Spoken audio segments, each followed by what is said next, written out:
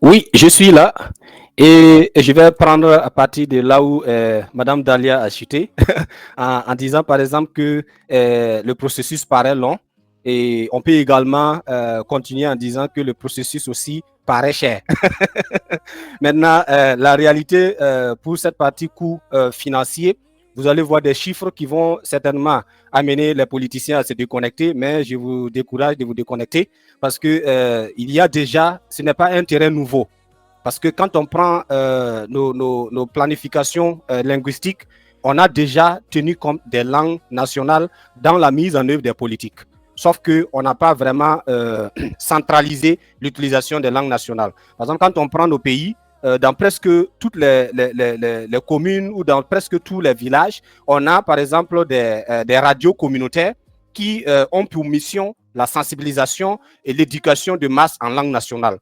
Vous allez voir aussi beaucoup d'associations dans nos villages qui ont pour mission de travailler à ce que les messages politiques puissent parvenir aux citoyens dans les langues qu'ils comprennent. Donc, du coup, il y a déjà quelque chose qui est fait et les chiffres à présenter ici, là, ça ne doit pas vous faire peur. Alors, en termes d'éléments de coût, il faut reconnaître que faire avancer une langue africaine comme un instrument institutionnel voudrait dire qu'on repense l'administration et la politique ou les idées, l'approche de gestion de l'administration. Ça va demander en tout cas un peu de coûts pour l'éducation, la formation de base donc, des futurs administrateurs et également pour une mise à niveau des administrateurs existants. Si toutefois, par exemple, on adoptait voilà, les Hausa comme par exemple la langue administrative ou la langue dans laquelle on doit faire des productions. Donc, on aura besoin de traduction. Donc, il y a des coûts liés donc à la traduction qu'on devait faire donc en langue nationale pour permettre en tout cas leur utilisation dans des espaces institutionnels comme l'administration. On aura besoin de formation professionnelle, comme je l'ai dit, et voilà, et tout cela a un coût. Il y a des recherches qu'on va devoir faire parce que, comme je l'ai dit, la pratique linguistique institutionnelle a été la séparation des langues. Aujourd'hui, si par exemple je prends Yopa, et je lui demande de me donner les équivalents d'un certain nombre de termes dans sa langue maternelle, il aura beaucoup de défis à me satisfaire. Ça veut dire qu'on a formaté ou préparé l'Africain à penser africain quand il parle sa langue africaine et à penser européen quand il parle les langues européennes. Donc quand on lui demande maintenant de fusionner les deux, ça devient compliqué. Personnellement, je suis linguiste, mais j'ai eu ce défi quand, par exemple, on a décidé de faire un répertoire des noms de famille du Burkina et il y a des totems dans chaque famille burkinabé pour parler des totems de nos langues là. Je connais bien les totems en Dagara, mais quand on me dit voilà, de trouver l'équivalent en anglais eh bien, ou bien en français, je ne parviens pas. Je connais le nom en Dagara, je connais les noms également en français que je ne peux pas traduire en Dagara, je connais en Dagara que je ne peux pas traduire en français et ainsi de suite. Par exemple, on a eu pas mal de défis à définir ou à différencier ce que c'est que panthère et ce que c'est que léopard. C'est-à-dire qu'il a fallu que je prenne les photos des deux, j'envoie à des parents au village qui ont été chasseurs, qui sont des grands, qui connaissent les couleurs des animaux, et je leur ai dit, voilà, parmi ces deux-là, c'est lequel qui est bon, c'est lequel qui est Nyon. Je connais Nyon et Béon en Dagara, mais c'est lequel qui est panthère et lequel est léopard. Il a fallu les parents et ils ont piqué, ils ont choisi pour dire non, ça c'est léopard. Et donc j'ai maintenant fait une petite vidéo en Dagara pour dire à tous les Dagara, voici tel animal c'est le léopard, tel autre animal c'est lion, panthère et tout. Donc, il y a des coûts et on peut peut-être continuer pour parler d'autres poches de coûts. Et ici, par exemple, c'est la production pédagogique. Si on choisit une langue africaine qui pourra être utilisée comme une des langues de l'éducation, il faut effectivement produire des documents pédagogiques pour l'enseignement des enfants et également des documents andragogiques pour l'enseignement des adultes. Et il faut maintenant aussi faire la production didactique qui pourrait être utilisée par les enseignants.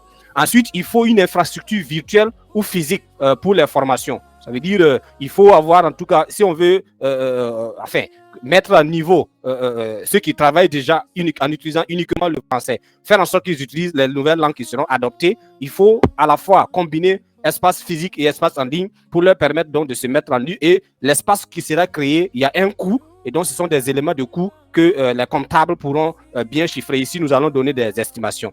Ensuite, on a besoin de programmes, enfin, production et de dissémination de contenu didactique. Voilà, il faut écrire les livres, éditer ces livres, faire en sorte que ça soit accessible à tous les élèves. En fonction du nombre d'élèves qu'on a dans chaque pays, il y a un grand coût qu'on doit accepter subir. Ensuite, maintenant, développement et production de normes nationales, puisqu'actuellement, l'évaluation des acquis de l'enseignement et de la formation, il y a des contenus qui sont déjà produits en français ou en anglais.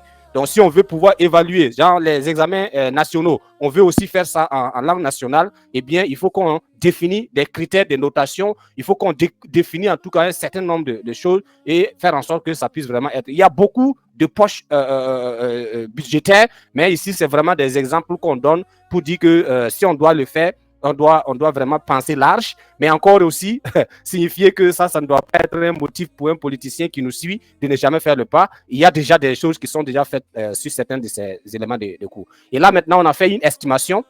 Enfin, pas une estimation, mais c'est vraiment une sorte de simulation avec ce que ça pourrait peut-être vouloir dire. Si on veut, par exemple, utiliser 3 langues ou bien 5 langues comme langue qu'on va utiliser de façon institutionnelle. Donc, il y a des coûts liés à la traduction, à la recherche, liés au texte scolaire. Donc, j'ai déjà un peu parlé de ces éléments. Et comme je l'ai dit, par exemple, la pratique utilisée au Burkina a été de mettre en place des commissions de langue, des sous-commissions de langue nationale. Et chaque sous-commission de langue nationale est chargée de faire la description de sa langue. C'est-à-dire, il y a une sous-commission Yoruba, par exemple, une sous-commission EV, et donc c'est constitué des gens qui parlent la langue, des linguistes qui parlent la langue, des sociolinguistes qui parlent, et donc ils vont se charger de la description, de la production, en tout cas, des différentes normes dans leur langue. Il y a déjà un travail qui est fait, qui fait que les différents coûts liés à cette transition-là ne seront pas vraiment des coûts à zéro, mais il y a déjà des acquis sur lesquels on pourrait peut-être faire un petit investissement pour une mise à niveau. Slide. Alors, donc là encore, ce sont toujours des exemples d'autres éléments de coût, voilà, qui fait que si par exemple, on choisit une langue aussi, si on choisit d'utiliser une seule langue nationale, et je pense que Madame Dalia mentionnait ça, le défi serait par exemple d'aller du monolinguisme à un autre monolinguisme. La résistance à un autre monolinguisme sera très, très vive, mais c'est une option. Donc, si on passe aussi à cette option, il y a toujours un travail de recherche à faire, un travail de documentation à faire. Et voilà un peu ce qu'on pourrait aussi avoir à considérer si on prend donc cette direction. Il y aura toujours des besoins de recherche, besoin de conception de textes scolaires, traduction, formation des agents publics. C'est sûr que tout le monde ne parlera pas la langue choisie. Et enfin, même si on parle, tout le monde ne saura pas lire. Et donc, il faut toujours investir pour les mettre à niveau. Slide.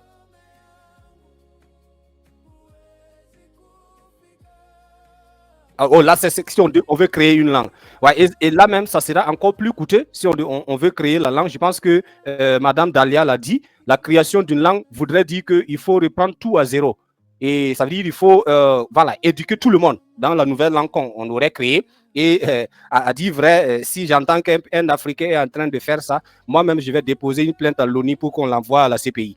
Parce que ça sera une négation, une négation de soi, une sorte de rejet de l'identité africaine. S'il n'y a personne pour me suivre, en tout cas, je serai fier d'être moi-même mon avocat pour en tout cas qu'on l'enferme et qu'il ne sorte plus jamais. Alors, donc, si on peut aller maintenant au cas où on choisit une langue existante. Voilà, si on choisit une langue existante, c'est comme je l'ai dit, c'est fort probable que ce soit la langue la plus répandue. Et généralement, ce que les chercheurs recommandent, c'est de choisir ce qu'ils appellent souvent les lingua franca. Ça veut dire regarder en termes de statistiques quelle est la langue qui est beaucoup plus utilisée à travers les différentes communautés linguistiques. Donc, il y aura une recherche à faire. Et je pense que c'est le premier élément de coût. Faire d'abord une recherche vraiment générale pour identifier ce lingua franca, avoir une perception sur l'acceptabilité de ces lingua franca et maintenant arriver donc à l'adopter et à faire toujours les mêmes productions qu'on aurait fait si par exemple on choisissait plusieurs langues. Donc, mais quand je prends l'UNESCO par exemple recommande que si on veut institutionnaliser nos langues comme langue de l'administration ou en tout cas de l'État, on doit penser à avoir au moins 2 langues ou enfin le mieux serait 3 langues. Il y a un chercheur ghanéen, Bodomo, qui a proposé le trilinguisme, qui est une autre approche qui pourrait vouloir dire qu'on a au moins 3 langues. Et si on le fait, il faut effectivement avoir aussi un plan d'investissement sur les 3 langues. Donc, voilà un peu les idées de coûts. Et voilà, les coûts différencieront en tout cas en fonction des choix qu'on aura à faire. Slide.